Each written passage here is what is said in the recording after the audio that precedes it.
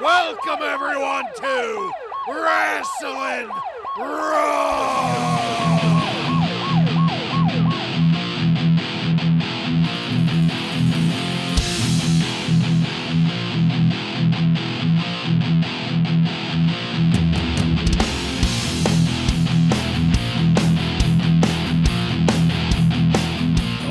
You're listening to Wrasslin Raw, the podcast that takes you back to when the World Wrestling Federation developed a little bit of an attitude. Thank you for joining us. You're here with Ryan Arico. You sit there and you thump your Bible and you say your prayers and it didn't get you anywhere. Joe Giammatteo. The goat is going right over to Howard Finkel for some reason. I'm the one and only Jason Bartlett. We're going to examine WWE history, one pay-per-view at a time. That's right, folks. This is a pay-per-view episode, and as such, special pay-per-view rules are in effect. If anybody is curious as to what that means, you're going to have to go and download some of our episodes from the archives. We detail it many, many times over the past 3 years, and if you decide to stick with us here, I'm sure you'll figure it out as we go. In this episode of Wrasslin Raw, we're going to be talking about the 1996 King of the Ring pay-per-view. This pay-per-view was recorded on June 23rd, 1996 at the Mecca Arena in Milwaukee, Wisconsin, and features Vince McMahon, Jim Ross, and Owen Hart on commentary. Are you guys ready? I'm ready. Ready. All right, then. Let's get into it. Warrior, created by a destiny, blah, blah, blah. And that's how we're leading this off, highlighting the Ultimate Warrior in the most dramatic way possible. In his hat. In his hat. Along with Jerry the King Lawler, let's not forget. And then there's Mark Marrow. He's here claiming to be the king of the jungle, whatever the fuck that means.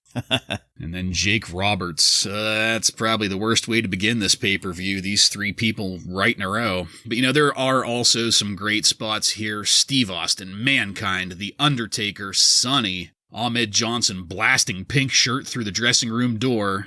And oh, don't forget that championship rematch between Shawn Michaels and the British Bulldog that we haven't been looking forward to at all. Let's just keep that in mind for later. It's the, quote, greatest card in the history of the King of the Ring, and with this only being the fourth King of the Ring ever, arguments could certainly be made. But let's go to ringside with Vince McMahon and Jim Ross and Slammy Award-winning Owen Hart joining commentary as we go into our first match of the night.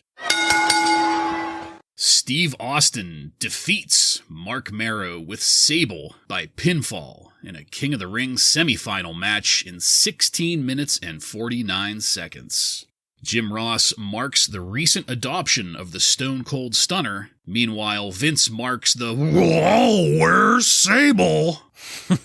Owen Hart was hilarious at the start of this, talking about his recent qualifier loss to Marrow, saying he slipped on his way to shake Marrow's hand and congratulate him. Marrow was trying to look good and work things up at the start, and things were moderately tight there. It makes me wonder how much these two might have worked together in WCW. But it did feel like Austin was being really generous with Marrow, which I suppose is the professional thing to do. Vince McMahon interrupting Owen Hart on commentary was pretty obnoxious, and at this point I really hoped that didn't continue, and it did even out somewhat over the course of the pay-per-view. But they did let Owen say that he thought Jake Roberts was in his 50s or 60s, which was hilarious. Up to that point in the match, commentary had been more noteworthy than the action in the ring. I don't think I've ever seen Stone Cold call for a timeout in a match. That was just a chicken shit heel thing that, I don't know, have either of you guys ever, can you remember ever seeing Stone Cold call for a timeout? No, yeah, this is like the first chicken shit heel thing we've seen him do, I think. And then he also called for the heel handshake. Just how weird was that? The crowd was really starting to get behind Stone Cold, though, popping for him more than Marrow. Marrow really sold a great Irish rip to the corner twice. Mero reversing the Boston Crab into a body scissor looked pretty good too. It was hilarious that Sable was offbeat with the crowd clapping for Mero. If you go back and rewatch this, there's the crowd clapping out, their rally for him, and Sable is on the offbeat hitting the ring. It was a little crazy to see Austin get his mouth busted open, and just how small of a situation it was in the big scheme of things, but how big of a visual payoff it became with the blood. Mero got some great height with a great double axe handle, and just overall, this match really built to a nice crescendo, and when it finally came time to go home, the way that Stone Cold just casually and brutally hit the stunner to drop Mero just really felt like a serial killer moment, quick and merciless and efficient. And looking back on all of the match, I think I have to say this was the best Marc Mero match I've seen so far. And, a big part of that was Stone Cold Steve Austin. It started off a little slow, but once it got going, it was a really engaging match with some pretty damn good commentary too. I'm going with 3 stars on this one. Joe, please, what did you think? Well, spoiler alert, gentlemen, I think this is probably my favorite match of the night. Huh. Oh. Mostly because of Stone Cold Steve Austin. We do have the mild man once again. It's great that Jim Ross actually had a great comment about Marc Mero. He said he has quick, out-of-control pace, which I agree. He's reckless and out of control, which is never great. But for me, this was Stone Cold Steve Austin that we know. He was talking trash as he walked down the ramp. He was talking trash after stomping on Mero. He was climbing up to the second rope in the corner, raising his fists, like we know he always did later. So that was really the main reason why I loved this. I think that he was able to control the match for the most part. And they pointed it out on commentary too. He was using a slow, methodical style, which kind of helped bring down the mild man a little bit, which I thought helped control the pace a little bit better. And it's no wonder that Austin would have such great matches with guys like Bret Hart later on, because he has that methodical style. Sable looked great here, I thought. I think maybe she had one of her many enhancements recently, or maybe just showing a little bit more. But really, all the ladies here, the big 3 tonight, Sunny, Sable, and Marlena, I had to put the old pillow on my lap when I was watching this. But I give this 4 stars. I really enjoyed the match, again, mostly because of Austin, because I feel like this is our first real good look at Stone Cold Steve Austin. Yeah, I'm in agreement, and it's mostly because of us getting Stone Cold. Joe, as you pointed out, we get him running his mouth as he walks down the ring, giving us that little bit of the head shake that we get from him as he shit talks, and it was just really great to see that, knowing where this is all going. And JR, it was nice to hear JR is the one that gives us the official name, the Stunner. He's the one that throws it out at the beginning here. And it's funny when Marc Mero started walking down, I can't see him without calling him the Mild Man now. That is just his name. But as things actually started going, they did. They looked good. And I think it was mostly because of Stone Cold. I mean, he was carrying this match. And the one point he did his, get up on the second rope and raise his arms thing. And it was cool to hear the crowd, because it was like half of them didn't know how to react. Some of them started cheering with him. Another half were booing. Yeah. It was just really cool to hear the confusion from the audience as they start to like this heel, and force him to become a babyface. And I think you both have pointed out probably the best, if not one of the best, mild man matches that we've seen since he's been here. It was mostly Stone Cold in control, making it look good. And a couple of the fuck-ups that did happen were on Mark. There was a snapmare that Stone Cold gave Mark that he just kind of collapsed over the shoulder of Stone Cold. And, that looked kind of bad. And, of course, the hitting Stone Cold in the mouth and causing him to bleed. But He ended up hitting his top rope Hurricanrana, but this time it looked pretty solid. But that wasn't enough. Stone Cold still nailed him for the stunner, and thankfully, Mark does not move on, and Stone Cold does. I'm going to agree with Bartlett on this one. I thought it was a 3-star match.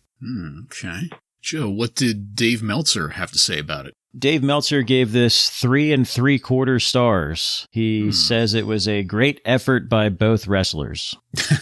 Yeah, hard to argue with that. Yeah. Seems like he kind of more or less split the difference between us. Yep. Well, gentlemen, let's go back to Doc Hendrix. He's backstage with Jake the Snake Roberts, and there's a pair that shouldn't be left alone in a room together. Jake is going to be taking on Vader, and Jake is going to rely on God to beat Vader because obviously Jake can't do it alone. And that takes us into our next match. Jake the Snake Roberts defeats Vader with Jim Cornette by disqualification in a King of the Ring semifinal match in 3 minutes and 34 seconds. Let's see how hard we can lean on the DDT in this match.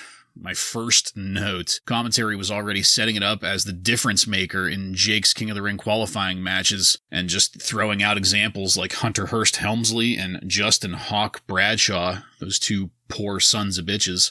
I liked seeing Vader manhandle Jake to start. It gave us a clear visual of the fact that if this were real in any way, Jake wouldn't stand a fucking chance. But as we all know, the power of Christ compels Jake the Snake Roberts, as he's able to quickly rally and no-sell a lot of things while calling for the DDT. And then I had to say, what the flying fuck on the finish? Supposedly Vader touched the referee, but that was in no way visible. You'll notice that I didn't have a whole lot of notes because there was not a whole lot of noteworthy action here in a 3.5-minute match. But then, at least we got to see Vader continue beating the hell out of Jake Roberts. He hit a Vader bomb and punked him out there laying in the ring. And of course, the officials, including unnamed blonde guy number 1, drag Roberts to the back. We did finally get a slow motion of the moment where Vader supposedly hit the referee, and man, that did not do this any favors. It just slowly pointed out how much bullshit there was going on in this finish. And what more is there to say here? I gave this match a dud rating because it insulted my intelligence on multiple levels. Ryan, please, what did you think of it? Did you guys know Jake Roberts had some drug and alcohol issues?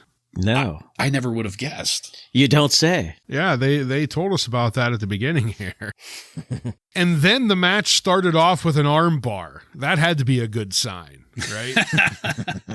And then immediately after that arm bar, Jake is completely blown up already. Vader Irish whips Jake into the corner, and he just slowly stumbles into the corner. And then he takes like 15 minutes to try and roll out of the way as Vader comes in to hit him. It looked really bad. And then the DDT with Vader grabbing the ref. What the fuck was that? I mean, it was just, let's try and do something to not appear that Vader got squashed, I guess. I don't know. This was really bad, and I'm not going to go on for too long to talk about it. It was a dud. Well, we're 3 for 3. My notes here say dud times 1,000. You guys already highlighted all of it. Just lazy as fuck. Like, this was just not good. The one good thing, though, I want to point out is the commentary for this entire event was pretty good. Yeah. You know, mostly because of Jim Ross. Owen Hart was good, too, though. Yeah, Owen Hart really added a lot. But even Vince, there were times where I was like, Vince would say stuff that was either funny or just appropriate. And one of them was, as Vader is coming out, he's coming through the King of the Ring doors. Vince says, "You talk about a bully. This man is the personification of that term. Some like him, most don't." And that was his intro for Vader. I was like, that's actually pretty good. Like, that is appropriate. That's not him like yelling, "Here he comes, the Mastodon." Yeah. So that was tasteful of Vince. But yeah, dud for me. Dave Meltzer gave this 1/4 of a star. What the hell? I don't know. That was kind of him. Yeah. He says the match told a story that was played out through the show, but it was a short match with a poor finish. Yeah, can't argue with that. We'll just leave that behind us now, because we're going to get a Coliseum video backstage exclusive, and this is something that's going to repeat throughout the pay-per-view here. I'm assuming it's because it is, available for streaming on The Cock, which is where we watch it. I do also have to assume that people out there in America who bought this pay-per-view at the time of its live broadcast probably didn't receive this material. Do you think that's a reasonable assumption? I think so, yeah, unless they got the Encore Coliseum video. Yeah. Yeah, they bought the Coliseum video. Now, do you guys think that they got their money's worth with this extra footage of Vader freaking out? Oh, I'm sure that pushed the needle over the top, yeah. Yeah. Especially in that high school bathroom that they were at. Yeah. For those of you that would like to know what we're referencing here, Vader indeed is freaking out in a restroom. I mean, it looked like the kind of carnage that only a Steelers kicker could pull off. He's claiming there that he's the king of the ring, while Cornette tries to calm him down and or survive in a small area of nothing but hard surfaces. But we're not going to dwell on that too much, because we move now to our next match. The Smoking Guns, Billy and Bart with Sonny, defeat the Godwins, that's Henry and Phineas with Hillbilly Jim, by pinfall in 10 minutes and 10 seconds to retain the WWF Tag Team Championships. The Godwins came out with goats. And they were really cute. I love goats, so this was all great to me. And hoedown dancing. And hoedown, which did not frighten the goats, which they were used to it. That probably would have frightened pigs. So I think it was a good call all around. Yeah. And then Doc Hendrix backstage with the Smoking Guns. The Guns are going to come out with Sonny, who was looking especially hot and sultry here. And then, holy shit, we get our first view of the Body Donna's new manager, Cloudy. And just, wow, I don't remember that at all. Are you disappointed it was on the free-for-all pre-show? Yes. That you didn't get to see the whole thing? At least we got to see some of it. Mm-hmm. Yeah, that's the difference maker on whether I got my money's worth or not. Quick question. Did you guys see the person in Gold Circle seating cosplaying as Goldust? Oh, yeah. Yes. The low-rent Goldust is what I have him marked down as. That was great. It looked like he had like a mop on his head and he wrapped himself in like a shower curtain. Like that was... When Vince called the Godwins rugged individualists, I thought that was hilarious. Made me think of you, Ryan, actually. Whether I should start calling you a Godwin or not. This heel turn that we were witnessing for the Smoking Guns just doesn't feel right at all. Between Billy cutting a quick promo on the mic and then Bart's sneak in to attack Phineas, it all felt wrong. And then we got the split screen with Cloudy, because obviously tag team wrestling isn't anything to be taken seriously here. It was just as well, though, because there was no action going on in the ring. And then once the real action does get going in the ring, Henry working with Bart looked great. There was some genuinely entertaining brawling going on there, but then that got slowed down again. I'm not sure why. Billy Gunn looked more like his later New Age Outlaws character here, but, in the context of the Smoking Guns, it just was not working for me. What a pop for that square dance do-si-do reversal. I was entertained against my will on that because, goddammit, I popped too. But then the finish right after that was pretty goddamn cheap and didn't satisfy at all. The aftermath of this match wasn't very interesting either. I was going to give this match a dud because so much of it just didn't feel right at all. So much of it was just dumb storytelling of a story that nobody really gives a shit about.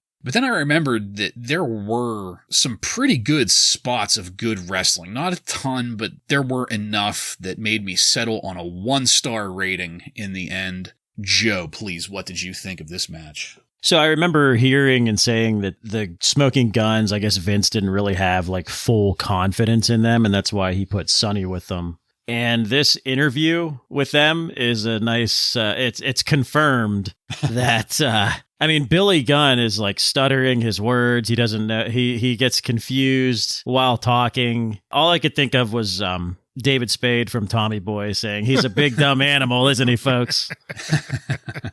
It was just bad. For the match, I think that, Bartlett, I agree with you. There were a couple of bright spots here. Another one was the spot where Phineas got the hot tag. Yeah. And he came in and started brawling. Like this was, the Godwins are brawlers for sure. So I actually went with 1 star on this. I thought that there was a little too much goofy shit. And it was a nice reminder of why we are not getting much tag team wrestling and why Sunny is the most exciting part. Because this just, it wasn't very good. It had 1 or 2 bright spots, like we said.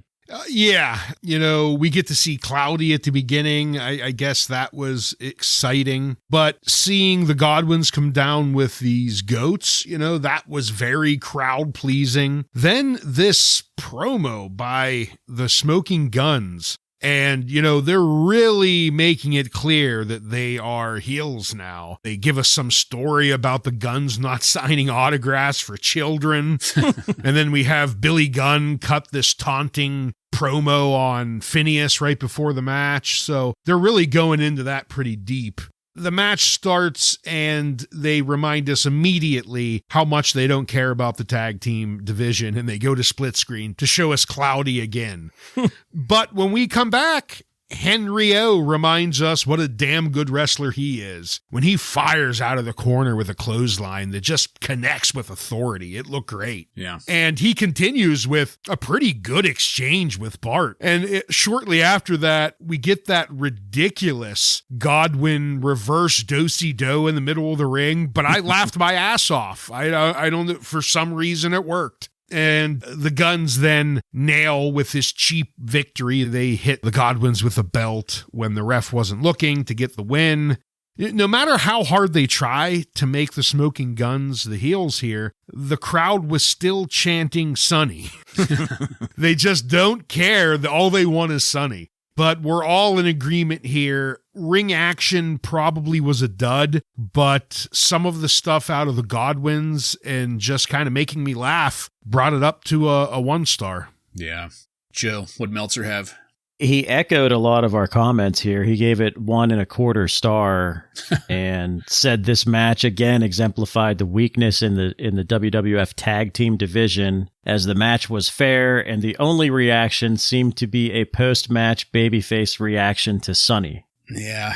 This made me think, I wonder if this weren't the Sunny show, how well would have a heel Smoking Gun team gone over if, what's his name? The manager for Justin Hawk Bradshaw, Dutch Mantel. If Dutch Mantel would have like a little Western stable with Bradshaw as his singles competitor and then the Smoking Guns behind him. It's just fantasy booking at this point, but would it have been any better? Because this was not good, this heel turn. Well, let's go backstage with Doc Hendrix once again. He's there with Camp Cornette, and Clarence Mason was having some kind of fit, or tics, or something while Cornette was cutting his promo. It was funny that during the Bulldogs promo, Diana was actually smiling, but the camera made sure to not get her in the shot at all. It went to lengths to not include her smile in the shot. And I wish we could have stayed there, because now we're going to go into our next match. The Ultimate Warrior defeats Jerry the King Lawler by pinfall in 3 minutes and 50 seconds. At least the King fucking around with the crowd was entertaining to start this off. He was tearing into some of the attendees, including a small child. Very entertaining. It was also kind of funny seeing the King cut his promo in the ring with the pyro rig for the Ultimate Warrior behind him. And then the Warrior came out wearing that stupid fucking robe thing, this time with a graphic of the cover of his first comic book on the back, really pushing those comic books. And then the action gets going, and the King ripping the Warrior's coat off and choking the Warrior with it made me want to automatically hit 5 stars. That feeling did not last for long, though. At one point, the King was using wrist tape to choke the Warrior while the Warrior was power humping the air in the corner. Where the hell is handsome Harvey Whippleman?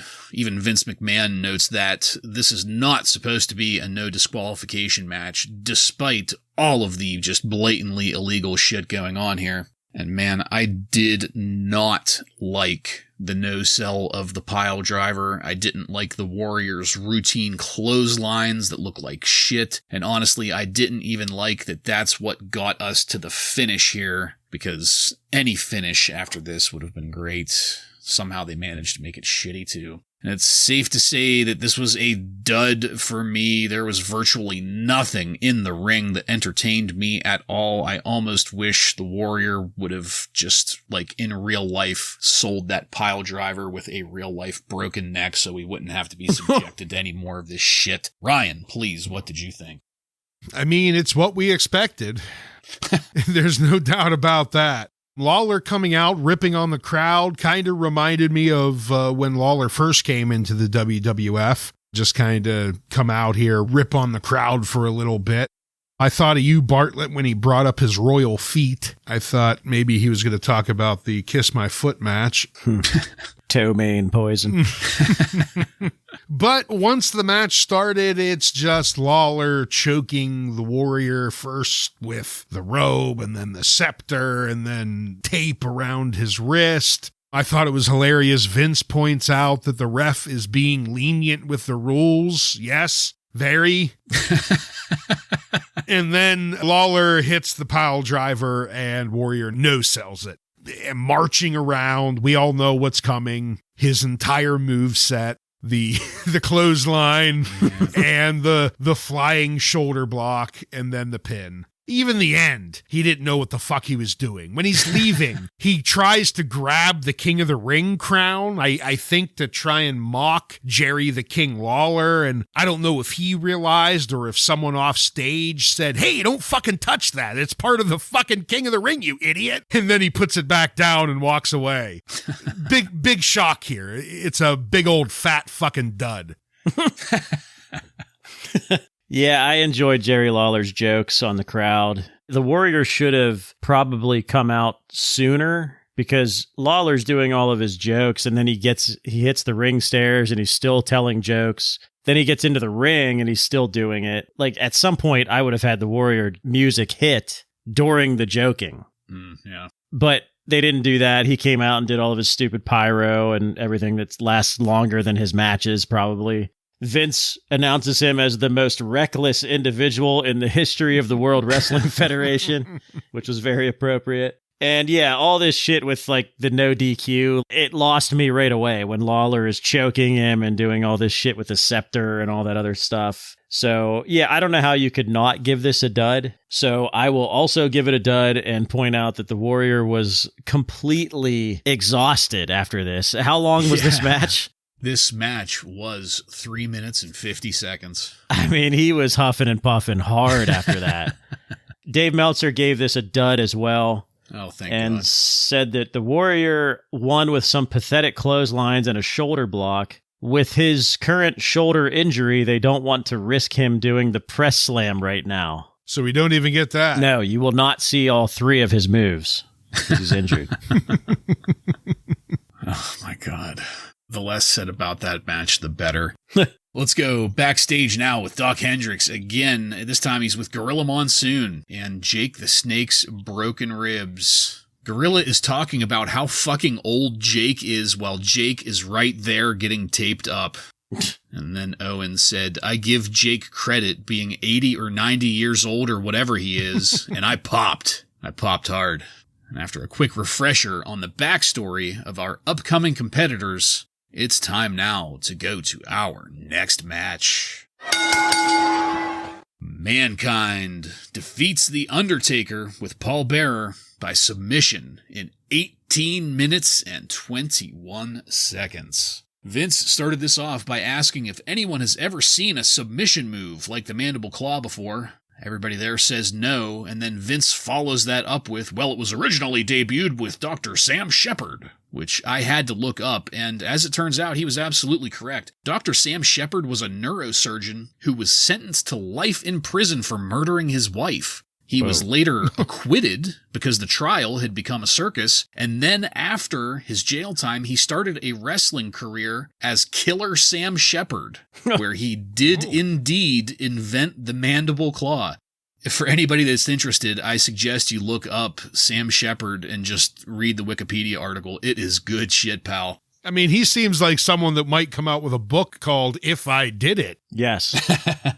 Well, again, I mean, it's one of those things that it was kind of a controversial trial at its time. This was back in the 30s, 40s. But he started calling himself Killer. Yeah. Well, he couldn't exactly be a neurosurgeon anymore after that, so he had to do something to bring in the money. I would encourage anybody who's interested to read the Wikipedia article on this, because it is a pretty fascinating read.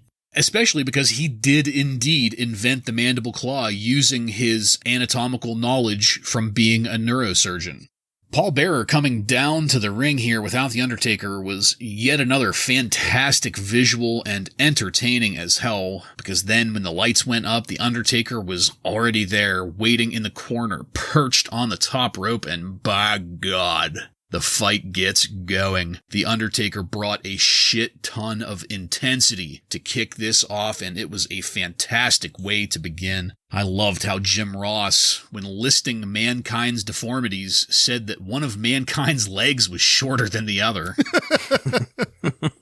I loved Mankind clotheslining Taker's sit-up out of the body slam. That was a fucking perfect spot. Something about it just felt poetic. Undertaker was slowed down pretty early on. There was some stalling while Taker was at the outside, but commentary did a pretty good job of maintaining the gravity of the situation and the tension while we were going through that. But then the chairs came out, and my goodness, things got heated up as Mankind was kicked in the face with a chair, slammed against the apron, and then a back body drop onto a chair on the concrete, and then a steel chair across the head in the ring.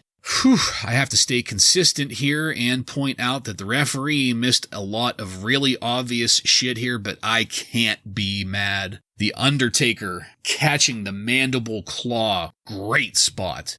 There was a lot of time spent in a Vulcan nerve hold about halfway through. I understand why it was needed, but as soon as I started to type up like a little gripe about that, The Undertaker just pulled out of it with a series of ridiculous rabbit punches and came back hard and fast and really made the most out of that breather that he got there. Mankind ended up meeting him with a flurry of rabbit punches on his own, and then one of the most incredible spots I've seen in our total viewing so far, Mankind kneeing The Undertaker's face into the steel ring steps. We got a replay of it. It looked fucking great. The Undertaker reversing Mankind's elbow drop with the chair looked great. And Undertaker giving Mankind a chair shot to follow it up looked just as good. The crowd pops here were infectious. I loved the pile driver Mankind gave The Undertaker with Paul Bearer wailing, "No!" in the background. Mankind's fit in the ring looked great, and so did grabbing the urn from Paul Bearer. But then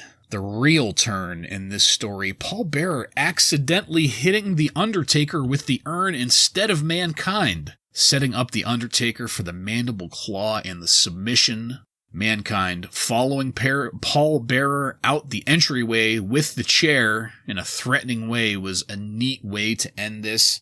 Whew, there are no ifs, ands, or buts about it. I fucking loved this match. My only real criticism is that I think I would have preferred a shorter match that had less stalling in it, but that is just me being a nitpicking dickbag, and because I am a nitpicking dickbag, I had to go with a very solid 4 stars on this match. Joe, please, what did you think? Well, again, having Jim Ross on commentary really helps here. He tells the story with Mankind and does a nice job with it. Says this is going to be a slobber knocker. Just everything he was saying was great. We watch a lot of these matches, a lot of these Undertaker matches. It sort of becomes a routine thing, but we've been looking forward to this match so much that this was like the first time I felt a little chill during Undertaker's entrance, just from excitement. And then we see him perched up like Spider-Man on the top rope, and I was like, holy shit, this is awesome. So really off to a great start. Great in-ring psychology with Undertaker just manhandling Mankind at the beginning, and then finally, because he finally gets his hands on him, and then Mankind takes over. So just great in-ring work there. I am a nitpicking dickbag, and I cannot excuse the fact that there was some DQ shit going on and nobody cares in this match as well. Mike Chioda, I think, was the referee here. He's just fucking talking to Paul Bearer while all of this shit is happening. And then at the end, Paul Bearer is going to smash Mankind in the skull with an urn, and Mike Chioda is staring right at him, not doing anything. So I'm like, the referee stuff kind of pissed me off in this match, but it didn't stop it from being entertaining for me. So I gave it 3 stars, and I think the right guy won the match. We haven't seen a program this good for Undertaker in like forever, so yeah. How could you not like this? All I could say is from the beginning, when this match started and I'm seeing both of their entrances, I felt like a little kid again. I wanted to put on my own handmade Mankind mask while watching this. That was how excited I was. That's how fucking excited I was watching this. And I felt that they did not disappoint. The way Undertaker started up, soon as the lights came up and he's behind Mankind on the top row, perched up there like Spider-Man, like you said, Joe, it was beautiful. It sent a chill down my spine. That was the feeling I got. And I thought it was great, the different ways that Mankind displayed that he was not afraid of the Undertaker. Bartlett, you brought up when the Undertaker does his iconic quick sit-up. Mankind, he looks over his shoulder like a serial killer and sees that he stood up and immediately just launches himself in a clothesline in the seated position at Undertaker. Just great. And then we get some examples of the type of hard bumps that Mick Foley is willing to give us here. Some of the shit that he takes, that whip into the side of the ring, followed by that drop onto the concrete, and then the chair to the face, and none of it could stop Mankind, and that is what they show us here. After he takes that brutal beating, he still kicks out. The deranged one. You can't stop him. Later on, Bartlett, you said that stair spot with The Undertaker. Yeah. What made that was the fact that Mankind took the brunt of it, making it sound like a fucking train hit that stairs. The Undertaker probably didn't even take any of that hit, but it looked phenomenal. And to have JR here calling it was just great as well. At one point, he says it resembles a prison riot, and I just got a smile on my face. What a classic JR term for a match, And then this ending, Paul Bearer tries to hit Mankind, but accidentally hits Undertaker. So this feud is not done yet. The story is going to continue even longer. And Mankind got the first victory, and it was Paul Bearer's fault. Great storytelling. I know there was some nitpicking dickbag things over the DQ rules, but I was too much of a mark for this match, and it didn't matter. I know I'm biased because these are probably my number 1 and 2 favorite of all time, and because of my bias, I'm giving it 5 stars. Not surprising there. Joe, Meltzer, please.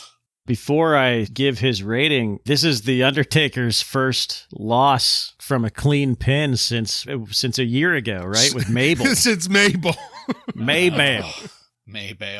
A much better competitor to lose to than Maybale. What a difference a year can make.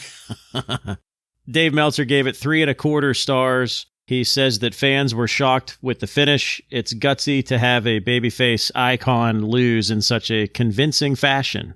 That's an interesting take on it. I'd say it's pretty goddamn good storytelling. But that's just me. I'm not a wrestling journalist. Well, it also tells you the word icon is being used for The Undertaker, and he's only been there for, 5 years at this point? Yeah. And he's going to go on for, another 25?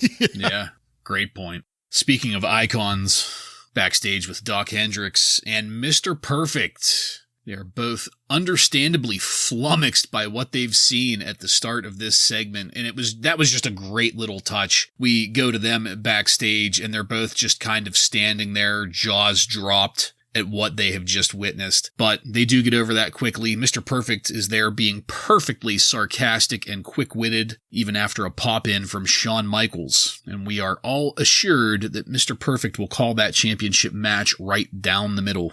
But now, let's go to our next match. Ahmed Johnson defeats Goldust with Marlena by pinfall in 15 minutes and 34 seconds to win the WWF Intercontinental Championship. One of my favorite parts of this match is at the very beginning, Ahmed blasts through the entryway doorway and wiping out one of those court attendant guys. Very reminiscent of the jobber getting blasted through the door. It's been opening the entryway doors for people. He did not see that coming. And something that we did see coming, goddamn, Marlena was looking great. She always does. And then, goddamn, Ahmed throwing that half of the staircase at Goldust. It was a damn good thing Goldust dodged it in time, because that was not a very well-worked throw. It would have been a bloody scene. Yeah.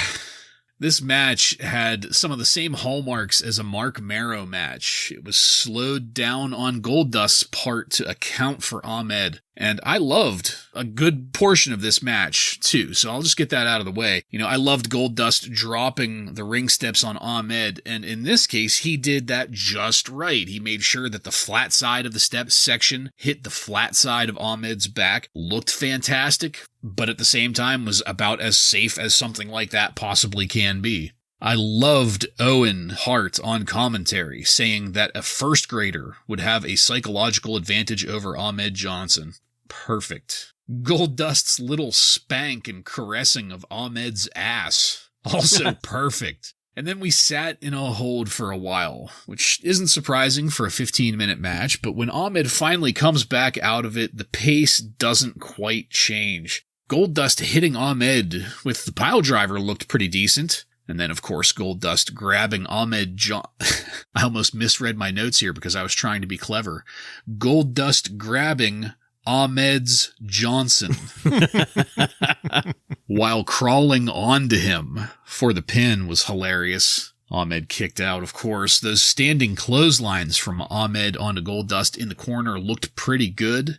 And the little smooches from Goldust to Ahmed, those were touching. Did my heart some good. The psychology was great throughout this, though, slowly building the responsiveness of the crowd so that they were popping for just about anything Ahmed was doing. But then when Goldust released the sleeper hold and didn't go for the pin while Ahmed was supposedly unconscious, that was questionable. That's where the magic started to get broken for me a little bit. But then it was completely redeemed when Goldust was there to give Ahmed mouth-to-mouth insemination out of his unconscious state again. But of course that pissed Ahmed off, which drove the rally into the spine buster, which didn't look too bad, and then the Pearl River plunge, also not that bad looking. And there we have it, Ahmed Johnson's first championship victory, gaining the Intercontinental Championship. This was probably one of the best Ahmed Johnson matches I've seen so far, if not the best. And while a good chunk of that credit goes to Goldust, a pretty damn big chunk goes to Ahmed too. He didn't look anywhere near as green in this as he has in the past matches, and I also have to give it to him to have the willingness to go along with some of this bizarre shit. You know, the stories that you hear about Ahmed Johnson and how difficult it was to work with him sometimes kind of suggests that maybe he would have, had an issue with another grown man grabbing his dick while pinning him. But he didn't. He went along with it, and we got a pretty damn good match out of it. I hope that this upward trend will continue. I gave this match 3 stars. Ryan, please, what did you think? I don't know if I'm going to be quite as kind as you were. I mean, I thought it started off pretty decent with Johnson firing into the ring and taking on Goldust, pretty fast and hard. When Goldust took over, there was a spot that looked especially bad to me only because we just saw the Undertaker and Mankind in their stare spot. And there was a point where Goldust whipped Ahmed Johnson into the stairs, and Ahmed fucking pussyfooted it into it.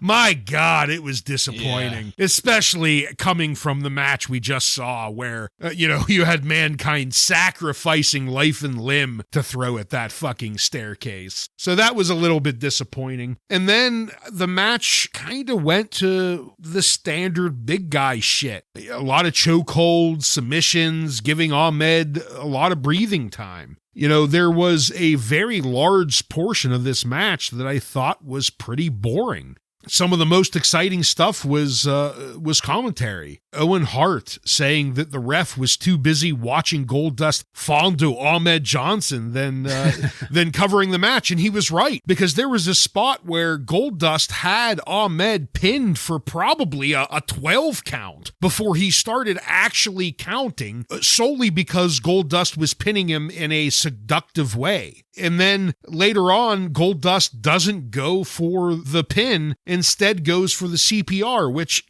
we loved seeing out of the ring. But when you're basically throwing away your Intercontinental belt to give him CPR, now you're starting to lose me in the storyline. Yeah, that is a good point. Ahmed Johnson definitely looked better here. His spine buster, Pearl River plunge looked clean, and I'm not going to give it a dud because there was some entertaining things here, and Ahmed Johnson appears to be improving. But I couldn't give it much better than a 1-star. Sorry.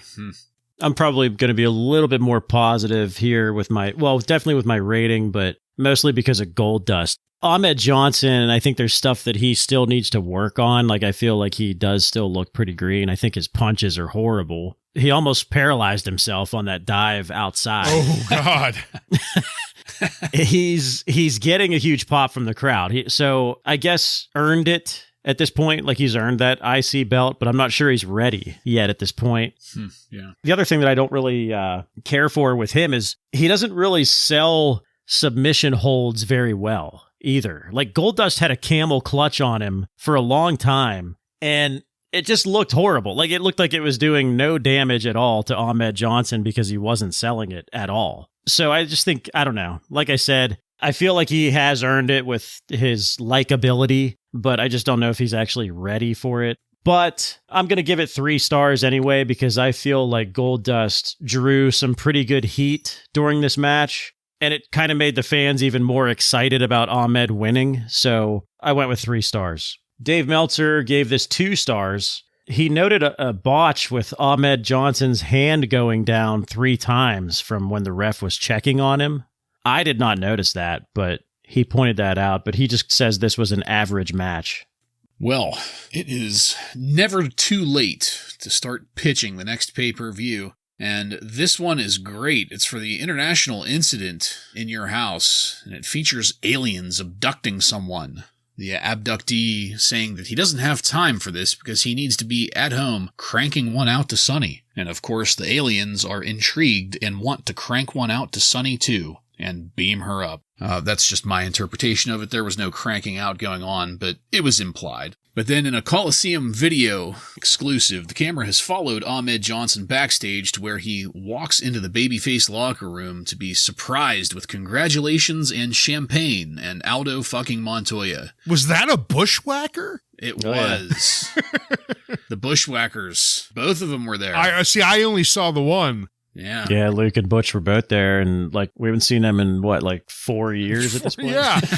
That's what when I saw them, I was like, God damn, they're still collecting a paycheck. Good for them. Yeah. Yeah, I was curious as to just who the fuck invited Aldo Montoya. At least the Bushwhackers I can somewhat understand. Also there, Mark Marrow, Hillbilly Jim, even Shawn Michaels is there to congratulate Ahmed.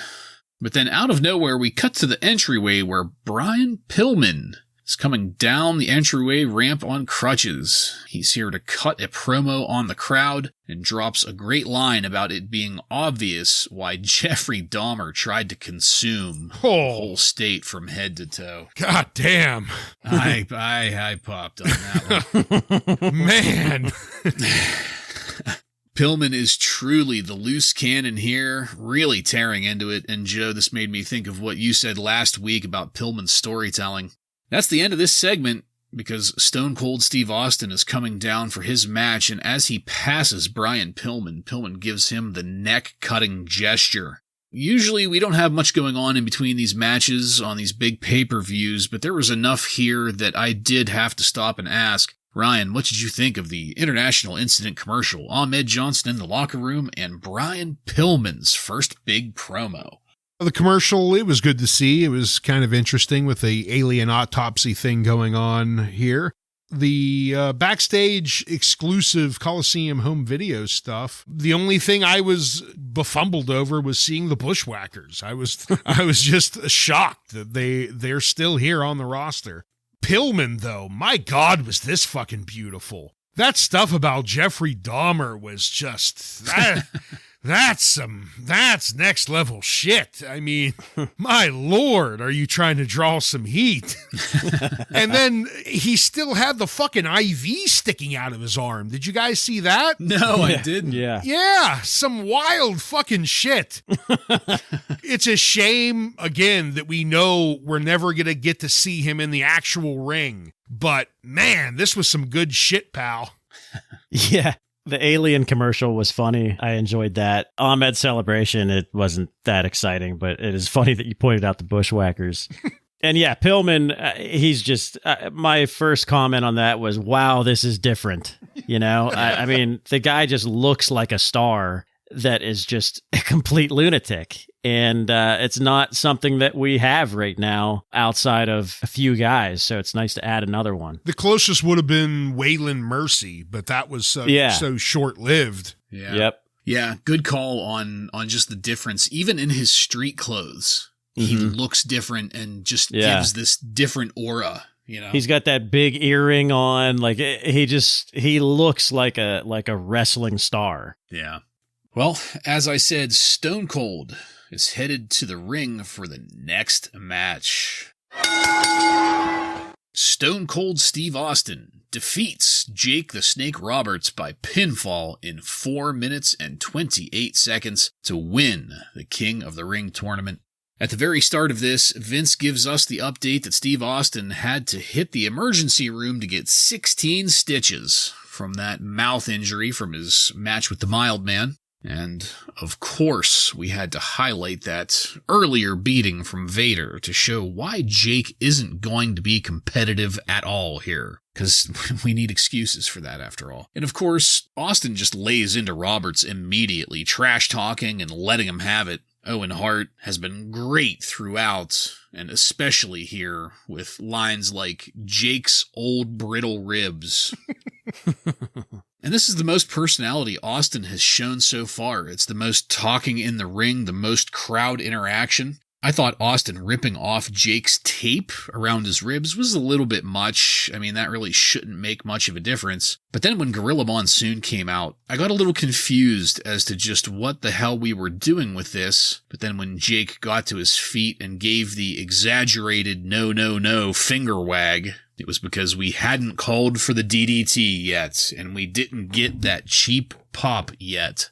But then, the stunner, and the victory, and the title of King of the Ring to Stone Cold Steve Austin. Now, guys, we aren't quite done with this yet, but the match itself is over, so I'll just start this off by saying that it's exactly what I expected of Jake Roberts. Although, at least we could suspend our disbelief a little bit with the whole broken ribs thing, giving Roberts an out to be slow and worn out. But in spite of that, we got that first taste of what's to come with Steve Austin. So with all that in mind, I ended up going 2 stars with this match. Joe, please, what did you have? This is complete garbage. I hated all of this whole match. Just so fucking overprotective of Jake Roberts for some reason. I don't get it. Like, you have him beating Vader. You have him beating younger guys like Justin Hawk Bradshaw. And now you're kind of tainting Steve Austin's King of the Ring win with this broken ribs shit and Gorilla Monsoon getting involved. So I hated the match. I gave it a dud. But I guess it doesn't really matter because, you know, wrestling is all about the moments, right? And the moment that everybody remembers is the promo afterwards. Yeah, I mean, Jake the Snake. To further the abuse on the actual snake, Jake is just dragging the snake down to the ring here. And Owen comically states, it's because he can't carry it. He's too weak. So kudos to Owen there, but shame on Jake for abusing the snake. Yeah. And very quickly, Stone Cold just starts pretty much embarrassing Jake the Snake in the ring. I mean, he beats the living shit out of him. It's clear the Snake has nothing left in the tank. And to be honest, it's mind-boggling that they decided this to be the final. Stone Cold versus a completely out of shape, washed up, battered Jake the Snake. And we get a 2-second match here. I mean, they try and save face with Gorilla Monsoon coming down and pleading for him to give up and trying to build this that Jake is some courageous hero for refusing to give up, but nobody cares. He looks terrible. He refuses to give up as expected. And then Stone Cold goes on to annihilate him, give him the fucking Stone Cold Stunner, and it's all done with. I think on any other day, this is a dud, but solely because of the birth of Stone Cold here, I'm going to give it a 1 star. Yeah. What'd Meltzer think? He gave the match half a star. Dave obviously doesn't rate the promos, but he did mention Austin did a strong post-match interview knocking Jake Roberts' religion and drinking problems. Mm-hmm. I do hope we're going to talk about the promo now. Oh, well, gentlemen, it gets a segment all by itself. The post-match promo with Doc Hendrix and Stone Cold Steve Austin upon the King of the Ring dais. You have to wonder what Doc Hendrix was thinking going into this, if he was ready for what was about to happen. Steve Austin's first line is probably one of my favorite promo lines in all of wrestling history. I quote, "The first thing I want done is to get that piece of crap out of my ring." And the crowd fucking loved it. I loved it. Yeah. Because it was true. Yeah. It was so fucking true. And with that first line, Steve Austin, as a heel, as a character, however you want to frame it, earned my belief and my trust. And that is a fucking professional getting over. You can't compare this to any of this other ridiculous shit going on in the WWF back during this time. I mean, you can make arguments for other people, but I can't even think about that with how awesome that first line was. Never have I become so quickly and automatically invested in what a wrestler is going to say and do. I fucking loved it. And of course, it keeps going. This is one of the best promos because every line is gold, even up to the final one, which was the iconic, "That's the bottom line because Stone Cold said so." It was goosebumps for me, fellas, knowing what this promo was ushering in, where it's going to take us, and not just that, it was a perfectly timed and delivered promo. So if you guys want to give me your thoughts on this, I've been really looking forward to hearing what you have to say about it. Joe, please, why don't you go first here? Well, I mean, it's one of the most legendary promos ever, but what I could think of here was, you know, Vince McMahon gets a lot of shit from fans and others about when somebody doesn't work out. Like, sometimes it's the talent's fault. You know, it's not always Vince's fault for not giving someone an opportunity, but this is a time where Vince gave a guy an opportunity and he fucking ran with it. You know, because there are guys that get that opportunity that don't really do much with it. But this guy took it and just cut one of the most legendary promos ever now at like in 2022. But even at the time, it's like, okay, something different is happening. Yeah, this is one of the most iconic promos for a reason, and it lives up to it. You know, anyone out there that hasn't seen it for a long time or maybe never seen it, go back and watch it because it is fantastic. You know, as you pointed out, Bartlett, almost every line of this is golden. And he starts out, you know, get that piece of crap out of the ring. But when he says, Austin 316 says, I just whipped your ass, the crowd, there's no half boos, half cheers. The entire arena was behind him at that point. Everyone is cheering, and he's got the crowd at that point. This was another, we've had two just chill up your spine moments in this pay-per-view, and this was another one. So if you could separate this from the match, this was fucking 5 stars all day long. Yep. Completely agreed. All right. Well, just such an iconic moment. Please, anybody listening, go back, rewatch at least this, because it sets the tone for damn near the next 10 years. It's that important. Back at ringside, let's talk of whether or not Owen Hart is going to be interfering. There's then talk about whether Mr. Perfect is going to be impartial as the man himself is coming down the entryway. We get a video package highlighting the reason for this rematch, and Vince has to give us the play-by-play to explain, and I quote, the most controversial title match ever. And now that we have our special guest referee in place, it's time to settle into our final match of the night. Shawn Michaels with Jose Lothario defeats the British Bulldog with Diana Smith and Jim Cornette by pinfall in 26 minutes and 25 seconds to retain the WWF Championship. I was wondering why we couldn't put Jose Lothario in a harness and send him in on a zip line. It would have made his presence a little more exciting and meaningful, at least. Oh, was he there? Sure wasn't doing anything. Yeah, hard to miss. Also, after watching this, if Shawn Michaels is going to do the striptease every time, he needs to at least take dance lessons or something, because he has no rhythm whatsoever. And then we get the news from Fink that Gorilla Monsoon has made the determination that Mr. Perfect will officiate from outside the ring, and the WWF referee Earl Hebner, oh God, will be inside of the ring, prompting Vince to say, and I quote, well, there's nothing wrong with having 2 referees, that's for certain. And I almost threw my fucking TV remote through my flat screen, because isn't having 2 referees what got us here in the first place? We literally just watched a video package explaining why having 2 referees, one inside and one outside, fucked things up not even 5 minutes ago. And now we're going to pretend like it didn't even happen. I laughed at Owen Hart calling Jose Lothario, and I quote, that dirty old Mexican Jose Estrada.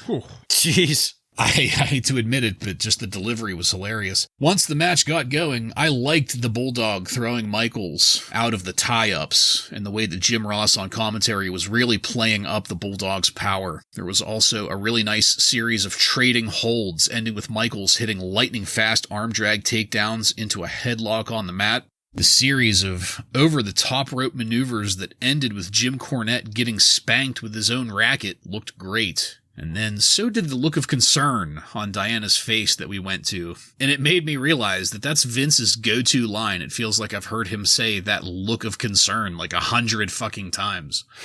Owen Hart was great on commentary here, talking about his family, Brett being adopted. It was hilarious. There was a spot of miscommunication that was pretty funny. After some rope work, both the Bulldog and Michaels pause in the center of the ring and look at each other for a moment. Shawn says something to the Bulldog, but I couldn't tell what it was before they get back to work. When Mr. Perfect got the Bulldog's hands off the ropes, I loved Cornette yelling, "Hey, Perfect!" and then making like a shrugging what the fuck gesture at him. That was a nice little touch. And then here's another spot where Vince notes the concerned look on Diana's face.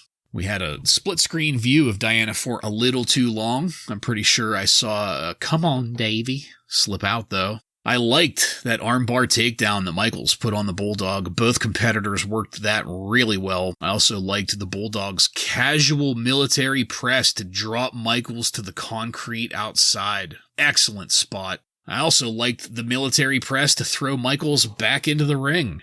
I never fail to be impressed by the surfboard submission from the Bulldog. I have never seen it win a match to my memory, but man, it looks great every time. I spent a good chunk of time just watching this match because this was the kind of action that I would have expected to see in a Michaels Bulldog match. There was a fantastic mix of speed and power in these move series. I loved the reversal of the attempted power slam. I loved the dodge of the sweet chin music and the follow-up clothesline with authority. And then things got a little fucky when the Bulldog hit a pile driver, and instead of pinning Michaels, the Bulldog climbed up to the top rope for some kind of a move, but supposedly tripped or slipped or whatever the hell has been happening to people climbing those corners lately. But that fucky feeling didn't last too long. They brought me back in with a superplex that Michaels barely survived. When these guys were working the ropes and ran into each other, the sound of the hit came through the screen for me. It felt like they didn't hold back on that one at all. I loved the Bulldog reversing the attempted Hurricane Rana into a powerbomb. I loved the camera angle up in the corner when the Bulldog got thrown into it. What a fantastic visual there. And then finally, the sweet chin music to seal the deal. I thought there was going to be some shenanigans with Mr. Perfect, but it didn't work out that way. But that's not the end of things. After the victory, Owen Hart hits the ring, and Owen and Bulldog double-team Michaels for a quick minute until Ahmed Johnson comes down and dishes out powerbombs. But then Vader comes out to go after Johnson. This quickly devolved into a clusterfuck. And just as Vader was climbing the top rope to splash Michaels, the Ultimate Warrior came out, wearing that goddamn coat. And it felt kind of like he was maybe a little late, but the crowd popped on it anyway. There is still a little more to talk about in this pay-per-view, but since this match is over, I have to tell you guys that this is the kind of match that I was hoping to see the first time around. And maybe that shrieking banshee from the Beware of Dog pay-per-view really did fuck things up, because this was not only a fantastic match, this was also validation to the Bulldog. There's been too many matches lately that made the Bulldog look bad, but in this match, he absolutely brought it and reminded me why I have always been a fan of the British Bulldog. This match was a solid 4 stars for me. Ryan, please, what did you think of it? We start off with them kind of reneging on this entire special guest referee thing, because they've been building it up for a couple weeks now, and now all of a sudden Mr. Perfect is the outside of the ring referee, which basically means the worthless referee. And Earl Hebner is brought in to be the actual referee. So we just wasted a whole lot of time on this special guest referee bullshit. But thankfully, the match is going to make up for it, because this is what we were looking for last time. And I'm not sure why they stumbled last time. As you said, maybe it was the Banshee. I don't know. Maybe it just took Shawn Michaels that much out of the match. But this time, he was able to entertain the crowd like we're used to. And, you know, towards the beginning, he shows us that when he grabs Cornette's racket and spanks him with it. And, you know, the crowd is just loving every moment of it. We do unfortunately go to a Diana split screen. She looks as dumbfounded as usual, completely confused. She does mouth the words, "Come on, Davey." You were right about that, though. When we come back, the Bulldog, I got a little bit worried in the middle here, because he got into that little old familiar chokehold. But thankfully, it didn't last as long as it has in the past. And then we get some bursts of energy out of him, and we get that military press out of the ring where he drops Michaels on the outside. That looked good. Once they get outside, he gives a great-looking vertical suplex to Michaels on the mat outside. So a lot better things happening here.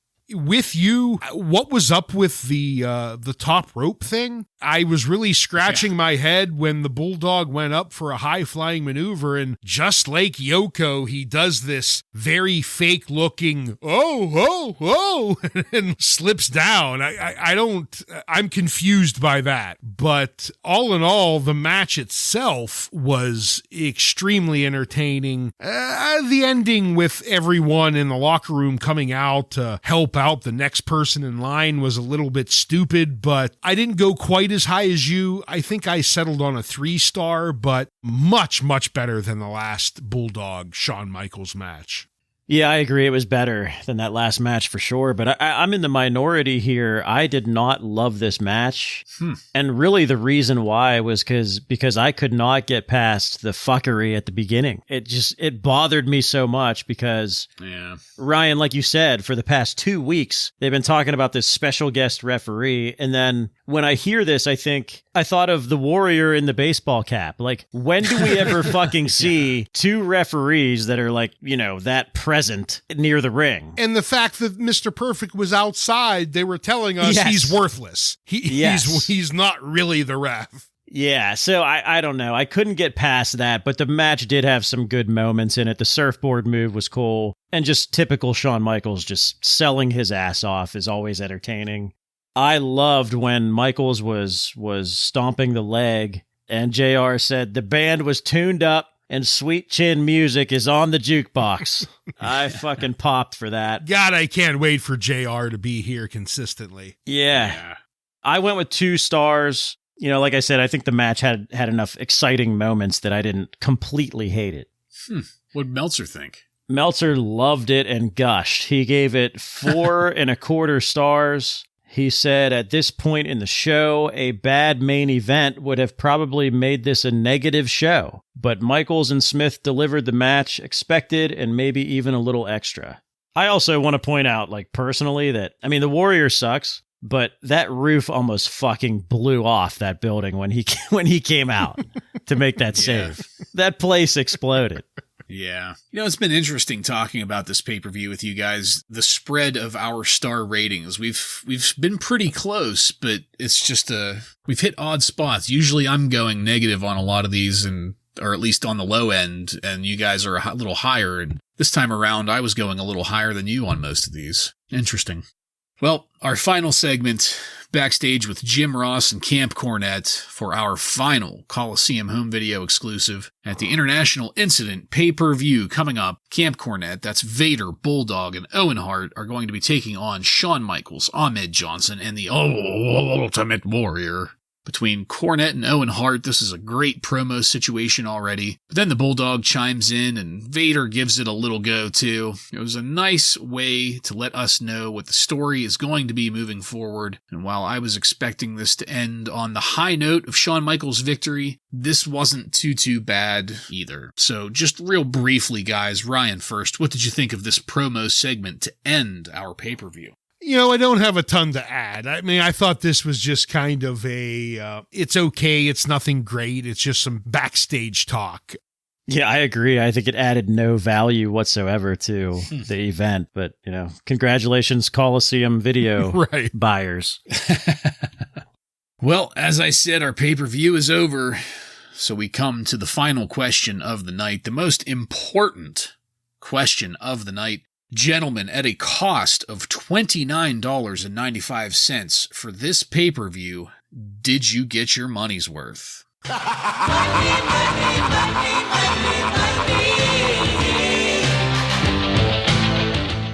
Joe, why don't you take that first? Well, I said it earlier, wrestling is all about moments, and, you have one of the most legendary moments ever on this pay-per-view. And you get some other pretty good stuff, pretty good main event, first match with Undertaker Mankind, so yeah, definitely got my money's worth here. Yeah, we certainly had a couple stinkers here as well, but for 2 big reasons, I got my money's worth. Stone Cold, the birth of him, that's the first thing here. We got everything that we want out of Stone Cold. We got that iconic promo. And then cherry on the top, as far as I'm concerned, got a 5-star Undertaker Mankind match. Starting this feud is just something special. So absolutely got my money's worth. I'd probably pay double knowing what all this pay-per-view actually represents. Yeah, I completely agree. I absolutely got my money's worth. Just numerically, I mean, out of all of these matches, I only had 2 duds, and the rest drew some kind of star rating, which is 10 times better than most of the pay-per-views we've been watching lately. And not only did they draw a star rating, I had a couple pretty high ratings here. I had a couple 4 stars, couple 3 stars, so yes, definitely got my money's worth. Joe, did you have a Wrestling Observer breakdown of the numbers for us? Yeah, the readers gave it a pretty positive review. 84.3% thumbs up, 7.1% thumbs down, and the rest in the middle. So pretty well received. The best match was voted as Shawn Michaels versus the British Bulldog by quite a bit. Worst match was voted as Vader versus Jake Roberts. So yeah, pretty well received. Meltzer said the show featured several solid matches, an excellent main event, and the bad matches for the most part were kept short. Yeah, you can't argue with that. Yep. All right, well, thank you, Joseph. And that is it, folks. We are done with this one. I want to thank you again for joining us. If you like what we're doing here and want to connect with us, you can email us at WRASSLINRAW. Just add @gmail.com to the end of that to submit questions or comments. Check us out on social media and on every podcast subscription platform. While you're there, don't forget to follow and subscribe to get every episode of Wrasslin Raw coming to you every week. Give us a 5-star review and let your friends know how much cooler they would be if they became Rawheads like you and me. Next week on Wrasslin Raw, we're going to take a look at the Raw that aired on June 24th, 1996, with matches featuring Jerry Fox, Aldo Montoya, and many more. So, for Joe and Ryan, I'm Jason, and this has been Wrasslin Raw.